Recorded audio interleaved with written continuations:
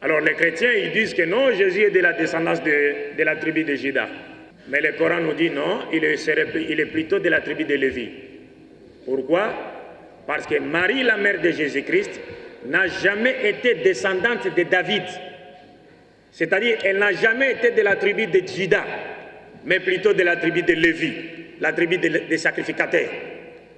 Alors, si Jésus-Christ n'avait aucun lien du sang avec un homme, c'est-à-dire si sa mère l'avait eu sans l'intervention du gamète mâle, il est donc logique que Jésus-Christ soit de la tribu de Lévi et non de la tribu de Juda, parce que sa mère n'a jamais été connue par un homme qui lui aurait donné Jésus-Christ pour que ce dernier soit de la tribu de cet homme. Il n'a aucun lien du sang avec un homme. Il est né miraculeusement sans père. Donc il est de la tribu de Lévi, comme le dit le Coran, de la famille d'Imran. Et beaucoup de savants chrétiens de nos jours ont confirmé ce que dit le Coran. Aujourd'hui, il y a une nouvelle Bible qui a été éditée par les chrétiens qui s'appelle la Bible de confession chrétienne. Dans une note explicative sur un passage de l'évangile de Matthieu, les chrétiens nous disent, ils reconnaissent que Marie était de la descendance de Lévi. Donc si Marie est de la descendance de Lévi et que son fils est né sans père et avait une mère, il doit hériter la tribu de sa mère. Donc le Coran a corrigé la Bible sur ça. Et donc ici, les Juifs s'adressant à Marie l'appellent Ya Ukhta Haroun, ô sœur d'Aaron.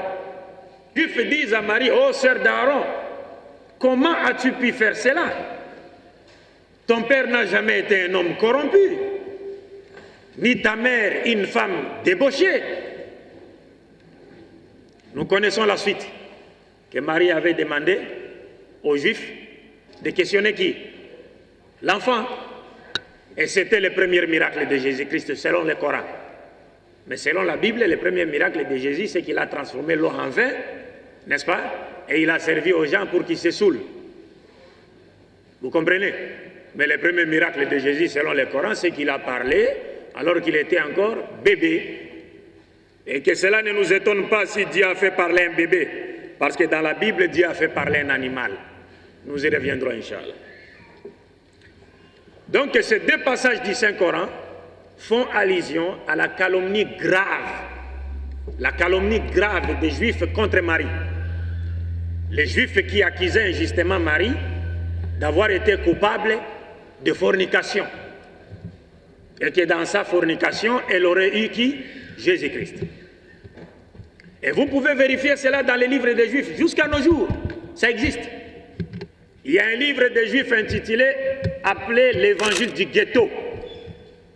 Et puis il y a aussi un autre livre appelé le Talmud de Jérusalem. C'est un grand commentaire de la Bible chez les Juifs. Ça c'est le Talmud oral. Les propos des grands rabbins et grands chouyours ont été réunis dans ce livre qui explique la Torah. Alors dans ces deux livres, l'Évangile du ghetto des Juifs, écrit par les Juifs, et puis le Talmud de Jérusalem, livre de base du judaïsme, Jésus-Christ est respectivement présenté dans ces livres comme étant un fils de bâtard. Vous comprenez? Et dans un autre livre juif appelé Toledat Yeshua, c'est-à-dire la conception de Jésus-Christ, Jésus-Christ est qualifié de Ben Stada. Ben Stada en hébreu veut dire le fils de la prostituée. C'est comme ça qu'ils appellent Jésus.